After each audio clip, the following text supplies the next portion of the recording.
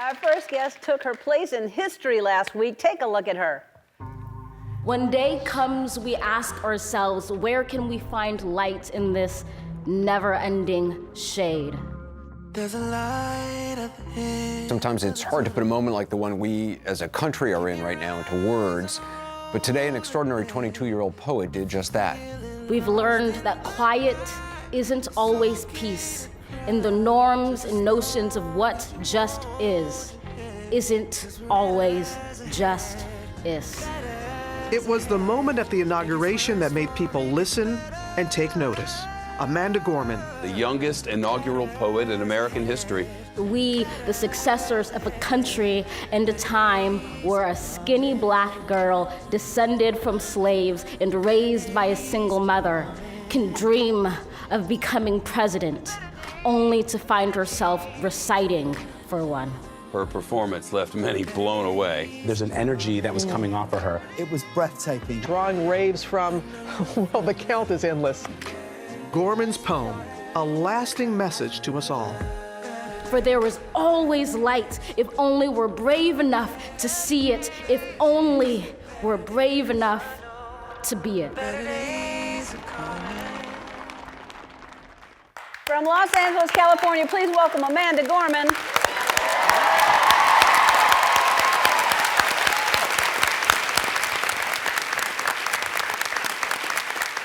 I stand up for you. You're amazing, Amanda. Thank you so much for being here. I'm excited to meet you.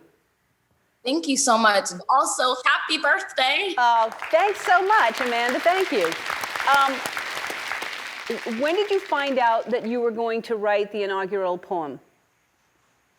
I found out on December 30th. I basically had a Zoom call with the Presidential Inaugural Committee, and they, offered me the role of being inaugural poet, and I screamed and I danced in my socks, and it was just an amazing night. It's dangerous to dance in your socks because they're slippery. Be very careful when you dance in your socks. Now, and what was it like getting ready? Because things kept happening. First of all, that's an extraordinary amount of pressure or stress if you would let it be that. But it seemed like you embraced it and just owned it, which was incredible. But what was it like getting ready? Thank you. Well, I was stressed, very much so. And I think, there's not only the writing and the construction of the poem. For me, the kind of performance and spoken word element of it is just as important. So I really wanted to practice that. But whenever I wanted to, there was an interview or my mom knocking on my door, bless her heart. And I kind of had to be like, Mom, maybe stay in your hotel room for like an hour. I need to practice this. So I didn't really get to practice it as much as I would have liked to before I did it. So I'm really glad that I was still able to kind of stick the landing.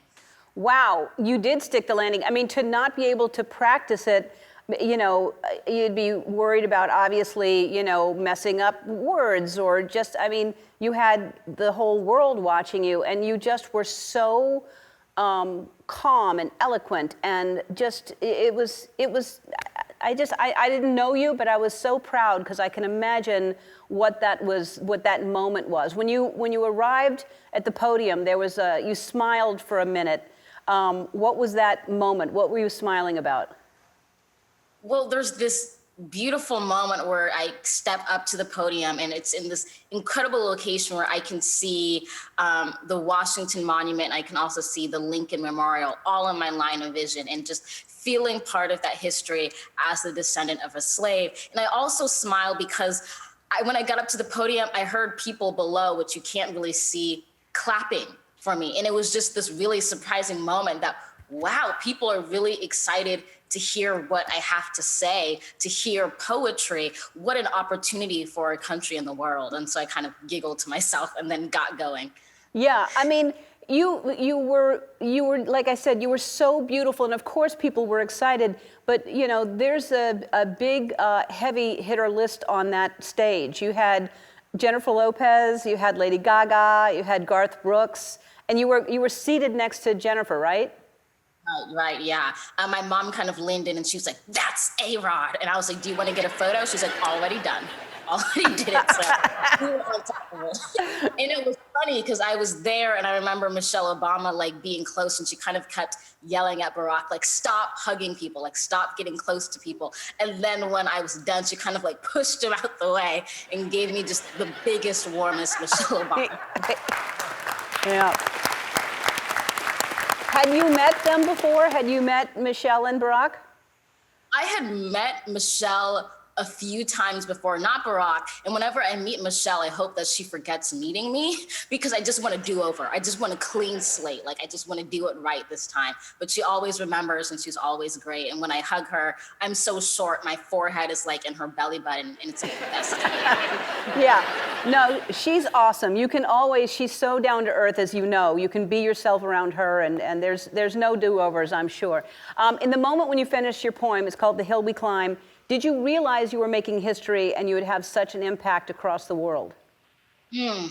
I, understood in some capacity that I was making history as the youngest inaugural poet.